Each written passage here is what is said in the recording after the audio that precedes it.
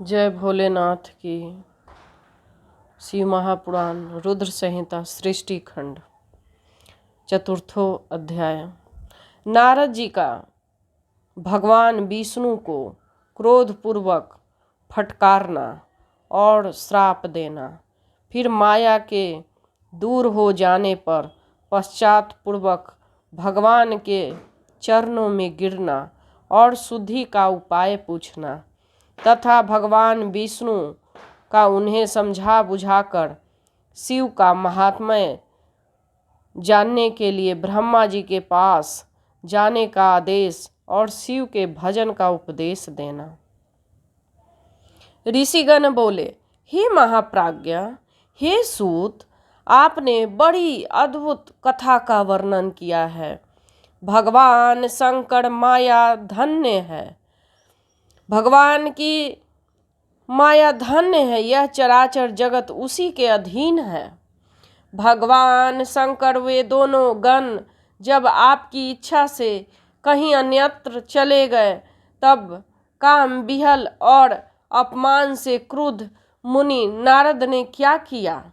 सूत जी बोले, शिव की इच्छा से विमोहित उस राजकुमारी के प्रति विशेष आसक्ति होने के कारण अन्य अर्थ अनर्थ के ज्ञान से रहित मुनि ने उन दोनों को यथोचित श्राप देकर जल में अपना मुख और स्वरूप देखा।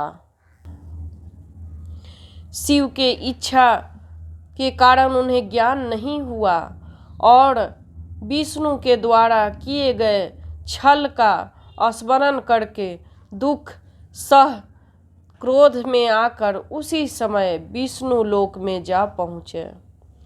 शिव की इच्छा से ज्ञान शून्य तथा समाधि युक्त जल रही अग्नि के समान क्रुद्ध वे नारद विष्णु से अत्यंत अप्रिय व्यंग्य वचन कहने लगे। नारद जी बोले, हे हरे, तुम बड़े दुष्ट हो। नारद जी विष्णु जी के बोल रहे हैं। कपटी हो और समस्त विश्व को मोह में डाले रहते हो। दूसरों का उत्साह तुमसे सहा नहीं जाता।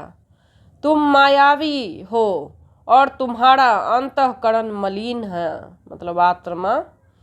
पूर्व काल में तुमने मोहनी रूप धारण करके कपट किया, असुरों को वारुणी मंदिरा पिलाई और उन्हें अमृत नहीं पीने दिया। छल कपट में ही रत रहने वाले हे हरे, यदि महेश्वर रुद्र दया करके विष न पी लेते तो तुम्हारी सारी माया उसी दिन समाप्त हो जाती। हे विष्णु, कपटपूर्ण चाल तुम्हें अधिक प्रिय है, तुम्हारा स्वभाव अच्छा नहीं है। भगवान शंकर तुम्हें स्वतंत्र बना दिया है। परमात्मा शंकर के द्वारा ऐसा करके अच्छा नहीं किया गया और तुम उनके प्रभाव बल को जानकर स्वतंत्र होकर कार्य करते रहते हो। तुम्हारी इस चाल ढाल को समझकर अब वे भगवान शिव भी पश्चाताप करते होंगे। अपनी वाणी रूप वेद की प्रामाणिकता स्थापित करने वाले महादेव जी ने ब्राह्मण को सर्वोपरि बताया है। हे हरे, इस बात को जानकर आज मैं बलपूर्वक तुम्हें ऐसी सीख दूंगा जिससे तुम फिर कभी कहीं भी ऐसा कर्म नहीं कर सकोगे। नारद जी विष्णु जी के बोल रहे हैं।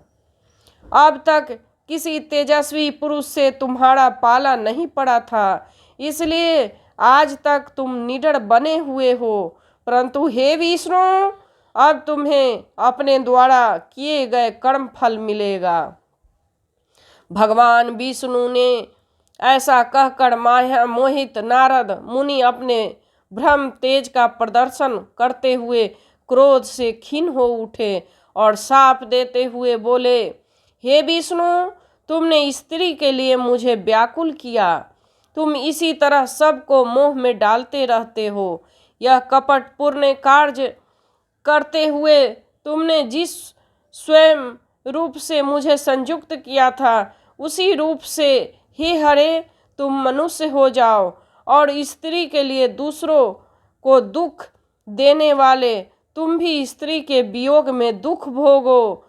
तुमने जिन वानरों के समान मेरा मुंह बनाया था, वही उस समय तुम्हारे सहायक होंगे। तुम दूसरे को स्त्री विरह का दुख देने वाले हो, अतः स्वयं भी तुम्हें स्त्री का वियोग दुख प्राप्त हो और अज्ञान से मोहित मनुष्यों के समान तुम्हारी स्थिति हो। अज्ञान से मोहित हुए नारद जी ने मोहवश श्री हरि को जब इस तरह श्राप दिया, तब उन विष्णु ने शंभु की माया से प्रशंसा करते हुए उस श्राप को स्वीकार कर लिया। तदंतर महालीला करने वाले शंभु ने अपनी उस विश्व मोहिनी माया को, जिसके कारण ज्ञानी नारद मुनि भी मोहित हो गए थे, खींच लिया। उस माया से तिरोहित होते ही नारद जी पूर्वत शुद्ध बुद्धि से युक्त हो गए। उन्हें पूर्वत ज्ञान प्राप्त हो गया और उनकी सारी व्याकुलता जाती रही। इससे उनके मन में बड़ा विस्मय हुआ। वे पश्चाताप करके बार बार अपनी निंदा करने लगे। उस समय उन्होंने ज्ञानी को भी मोह में डालने वाली भगवान शंभु की माया की सराहना की। तदंतर यह जानकर कि माया के कारण ही मैं भ्रम में पड़ गया था, वैष्णव शिरोमणि नारद जी भगवान विष्णु के चरणों में गिर पड़ते हैं। भगवान श्री हरि उठाकर खड़ा कर दिया। उस समय अपनी दुर्बुद्धि नष्ट हो जाने के कारण वे बोले, माया से मोहित होने के कारण मेरी बुद्धि बिगड़ गई थी, इसलिए मैंने आपके प्रति बहुत दुर्वचन कहे हैं। हे नाथ, मैंने आपको शाप तक दे डाला है। हे प्रभु, उस शाप को आप मिथ्या कर दीजिए। हाय, मैंने बहुत बड़ा पाप किया है, अब मैं निश्चय ही नरक में पड़ूंगा। हे हरे, मैं आपका दास हूँ, अतः बताइए मैं क्या उपाय करूँ, कौन सी प्रायश्चित करूँ, जिससे मेरा पाप समूह नष्ट हो जाए और मुझे नरक में न गिरना पड़े। ऐसा कहकर शुद्ध बुद्धि वाले मुनि शिरोमणि नारद जी पुनः भक्ति भाव से भगवान विष्णु के चरणों में गिर पड़े। उस समय उन्हें बड़ा पश्चाताप हो रहा था। तब विष्णु जी उन्हें उठाकर मधुबानी से कहने लगे। विष्णु जी बोले, हे तात, खेद मत कीजिए, आप मेरे श्रेष्ठ भक्त हैं, इसमें संशय नहीं है। मैं आपको एक बात बताता हूँ, सुनिए, उससे निश्चय ही आपका परम हित होगा। आपको नरक में नहीं जाना पड़ेगा, भगवान शिव आपका कल्याण करेंगे। अपने मद से मोहित होकर जो भगवान शिव की बात नहीं मानी थी, उसकी अवहेलना कर दी थी, उस अपराध के कारण ऐसा फल भगवान शिव ने आपको दिया है, क्योंकि वही कर्म फल के दाता हैं। आप अपने मन में यह दृढ़ निश्चय कर लीजिए कि भगवान शिव के इच्छा से यह सब कुछ हुआ है। सबके स्वामी परमेश्वर शंकर ही गर्व को दूर करने वाले हैं। वे ही पर ब्रह्म हैं, परमात्मा हैं। उन्हीं के सच्चिदानंद रूप से बोध होता है। वे निर्गुण हैं, निर्विकार हैं और सत्व, रज तथा तम इन तीनों गुणों से परे हैं। वही अपने माया को लेकर ब्रह्मा, विष्णु और महेश इन तीनों रूपों को प्रकट होते हैं। निर्गुण और सगुण भी वही हैं, वे ही हैं। निर्गुण अवस्था में उन्हीं का नाम शिव है। वही परमात्मा, महेश्वर, परब्रह्म, अविनाशी, अनंत और महादेव आदि नामों से कहे जाते हैं। उन्हीं के सेवा से ब्रह्मा जी जगत के सृष्टा हुए हैं। मैं तीनों लोकों का पालन करता हूँ और वे स्वयं ही रुद्र रूप से सदा सबका संहार करते हैं। वे शिव स्वरूप से सबके साक्षी हैं, माया से भिन्न और निर्गुण हैं। स्वतंत्र होने के कारण वो अपनी इच्छा के अनुसार चलते हैं। उनका विहार आचार व्यवहार उत्तम है। वे भक्तों पर दया करने वाले हैं। हे नारद मुनि, मैंने आपको एक सुंदर उपाय बताता हूँ जो सुखद, समस्त पापों का नाश करने वाला तथा सदा भोग एवं मोक्ष देने वाला है। आप उसे सुनिए। अपने समस्त संशयों को त्याग कर आप भगवान शंकर का सुयश गान कीजिए।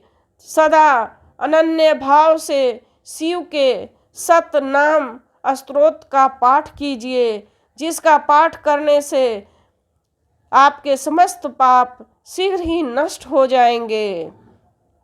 इस प्रकार नारद से कहकर दयालु भगवान विष्णु उनसे पुनः कहा, हे मुने, आप शोक न करें। आपने तो कुछ किया ही नहीं है। यह सब तो भगवान शंकर ने अपनी इच्छा से किया है, इसमें शंका नहीं है।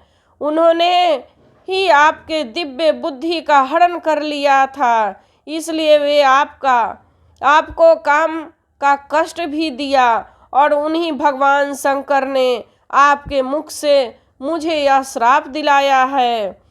इस प्रकार उन्होंने संसार में अपने चरित्र को स्वयं प्रकट किया है। इसमें अन्य किसी का दोष नहीं है। वे मृत्यु को जीतने वाले, काल के भी काल और भक्तों का उद्धार करने में तत्पर रहने वाले हैं। मुझे शिव के समान अन्य कोई प्रिय नहीं है। वे ही मेरे स्वामी हैं, सुख और शक्ति देने वाले हैं। वे महेश्वर ही मेरे सब कुछ हैं। हे मुने, आप उन्हीं की उपासना करें, सदैव उन्हीं का भजन करें, उन्हीं का यश का श्रवण और गान करें तथा नित्य उन्हीं की अर्चना करें। हे मुने, जो शरीर, मन और वाणी से शंकर को प्राप्त कर लेता है वही पंडित है। ऐसा जानना चाहिए कि वही जीव मुक्त कहा गया है। शिव नाम रूपी इस दावा अग्नि से महापातक रूपी पर्वत अनायासी जलकर भस्म हो जाते हैं। यह पूर्णतः सत्य है, इसमें संदेह नहीं। संसार के पापों के मूलभूत जितने भी प्रकार के दुख हैं, वे सर्वथा मात्र शिव पूजन से ही नष्ट हो जाते हैं। अन्य उपायों से उनका नाश संभव नहीं है। हे मुने, वही वैदिक है, वही पुण्यात्मा है, वही धन्य है और वही बुद्धिमान है जो सदा शरीर, वाणी और मन से भगवान शंकर के शरण में चला जाता है। जिनके विविध प्रकार के धर्म कृत्य तत्काल फलोमुख फल देने वाले होते हैं, उनका पूर्ण विश्वास त्रिपुर के विनाशक शिव से में होता है। हे महामुने, शिव की पूजा से जितने पाप नष्ट हो जाते हैं, उतने पाप तो पृथ्वी में है ही नहीं। हे मुने, ब्रह्म हत्या पापों की अपरिमित राशियां भी शिव के स्मरण करने से नष्ट हो जाती है। यह मैं पूर्ण सत्य कह रहा हूँ। शिव नाम का कीर्तन करने वाले लोग ही शिव नाम की नौका से संसार रूपी सागर को पार कर जाते हैं। संसार का मूल पाप समूह है, उसका नाश नाम कीर्तन से निश्चित ही हो जाता है। हे महामुने, शिव नाम रूपी कुंठार से संसार के मूलभूत पापों का नाश अवश्य हो जाता है। पाप रूपी दावा नल से दग्ध हुए लोगों को शिव नाम रूपी अमृत पीना चाहिए। पाप की दावा अग्नि से तपे हुए लोगों को उनके बिना शांति देने का कोई अन्य उपाय नहीं मिल सकता। शिव इस नाम की अमृतमयी वर्षा के धारा से नहाए हुए लोग संसार के पापों की दावा अग्नि से मध्य रहते हुए भी शोक नहीं करते, इसमें संशय नहीं है। राग द्वेष में निरंतर लगे रहने वाले लोगों की शिव के प्रति भक्ति नहीं होती, किंतु इसके विपरीत अर्थात पापों से विरत रहने वाले लोगों की मुक्ति तो निश्चित ही होती है। जिसने अनंत जन्मों में अपने तपस्या से शरीर को जलाया होगा, उसी की भक्ति भवानी प्राण वल्लभ शिव के लिए संभव है। भगवान शिव के प्रति अन्यथा पूर्वक की गई शिव नाम की भक्ति के अतिरिक्त अन्य साधारण भक्ति व्यर्थ हो जाती है। भगवान शिव के प्रति जिसका भक्ति एक निष्ठ तथा असाधारण होती है, उसी को मोक्ष प्राप्त होता है, अन्य के लिए वह सुलभ नहीं, ऐसा मेरा विश्वास है। विष्णु जी नारद जी से बोलते हैं। अनंत पाप करने के पश्चात भी यदि प्राणी भगवान शंकर की भक्ति करने लगता है तो वह सभी पापों से निर्मुक्त हो जाता है, इसमें संदेह नहीं है। जिस प्रकार वन में दावाग्नि से वृक्ष जलकर भस्म हो जाते हैं, उसी प्रकार शिव भक्तों के पाप भी शिव भक्ति के प्रभाव से नष्ट हो जाते हैं। जो मनुष्य नित्य अपने शरीर को भस्म से पवित्र कर शिव जी के पूजा में लगा रहता है, वह महान कष्ट देने वाला संसार रूपी अपार सागर को निश्चित ही पार कर जाता है। ब्राह्मणों का धन हरण करके और बहुत से ब्राह्मणों की हत्या करके भी जो मनुष्य विरूपाक्ष भगवान शंकर की सेवा में लग जाता है, उसे उन पापों से लिप्त नहीं होना पड़ता। संपूर्ण वेदों का अवलोकन करके पूर्ववर्ती विद्वानों ने यही निश्चय किया है कि भगवान शिव की पूजा ही संसार बंधन का नाश का उपाय है। हे मुने, आज से यत्न पूर्वक सावधान रहकर विधि विधान के साथ भक्ति भाव से नित्य जगदम्बा पार्वती सहित परमेश्वर सदाशिव का भजन कीजिए। पैर से लेकर सिर तक भस्म का लेपन करके सम्यक रूप से आदर पूर्वक सभी श्रुतियों से सुने गए षडाक्षर स्वयं मंत्र ओम नमः शिवाय का जप कीजिए।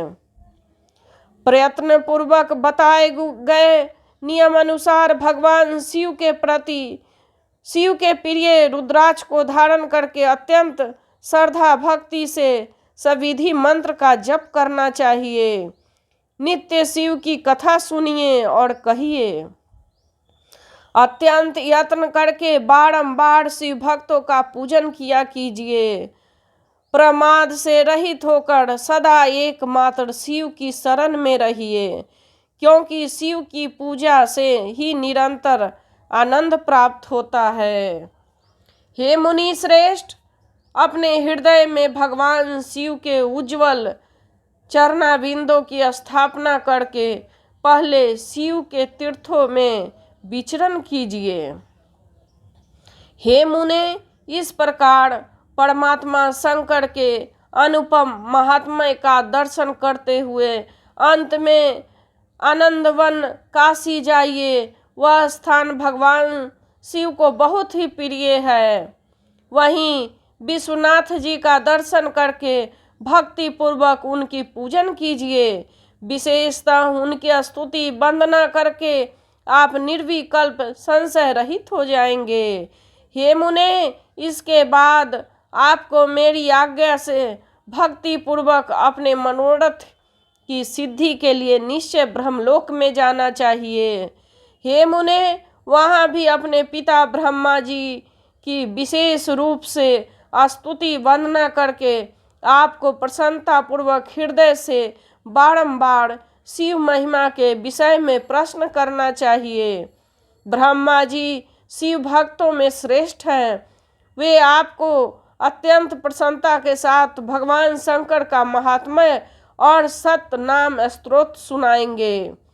हे मुने, आज से आप शिव आराधना में तत्पर रहने वाले शिव भक्त हो जाइए और विशेष रूप से मोक्ष के भागी बनिए। भगवान शिव आपका कल्याण करेंगे। इस प्रकार प्रश्नचित हुए भगवान विष्णु नारद मुनि को प्रेम पूर्वक उपदेश देकर शिव जी का स्मरण, वंदन और स्तवन करके वहां से अंतर्ध्यान हो गए। रुद्र संहिता सृष्टि खंड 4था अध्याय समाप्त। जय भोलेनाथ की।